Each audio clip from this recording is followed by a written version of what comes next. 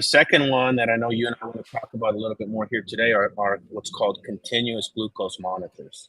And Hmm. these are just little patches you wear on the back of your arm or on the stomach. Like this. You, This is a yeah, Libre 3 right exactly. there. Yeah, I use the Dexcom.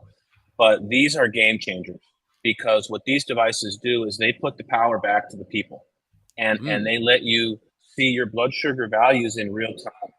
And the thing with blood glucose is that it's a little bit different for everybody. Two people eat a banana, okay? One person sees their glucose go up, one person actually might see it go down. Same banana.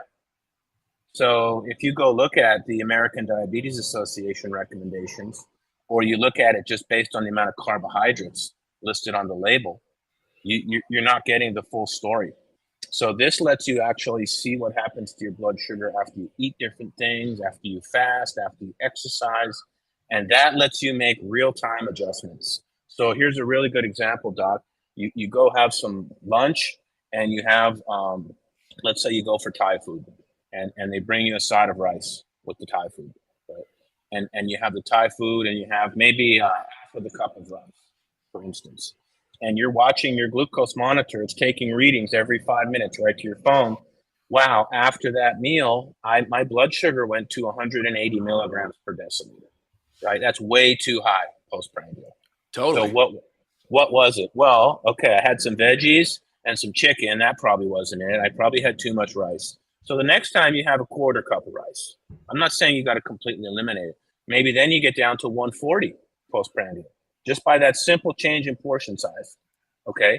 And now, okay, maybe I'll just keep it at a quarter cup. I want to stay below 140, 2 hour, whatever your goal is. Yep. But now you've made that one change, and you extrapolate that over the next 10 to 15 years of what that does to preserving the health of your pancreas and your metabolic health.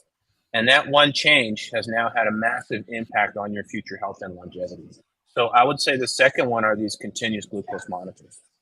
And just to highlight there a little bit too, I've seen some patients go a little bit higher and just go for a 10-minute walk afterwards. Go for a 10-minute Yeah, walk, go do some jumping jacks, exactly. go do some air squats. Sometimes that can be enough to lower just 10 or 20 points in a 10-minute period by just getting those GLUT4 receptors up on the muscle. They can pull some of that glucose in and then start to lower the blood sugar pretty simply. So that's an easy change you can make.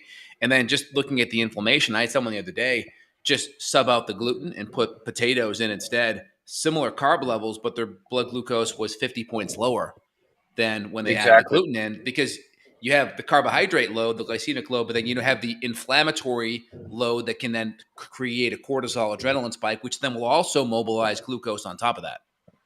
And this is giving individuals a tremendous amount of insight into their own health. You know, conventional doctors, unless you have type 1 or type 2 diabetes, they might never look at your CGM data.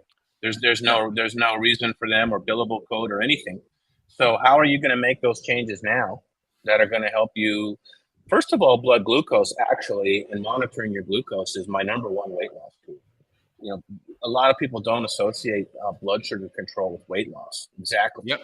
So, you know, for just regular average Joe who wants to keep the pounds off over the long run, keeping the glucose levels in check with a continuous glucose monitoring, it's an awesome lever that we have. And then to your point, you just find these really simple, easy ways to make better decisions.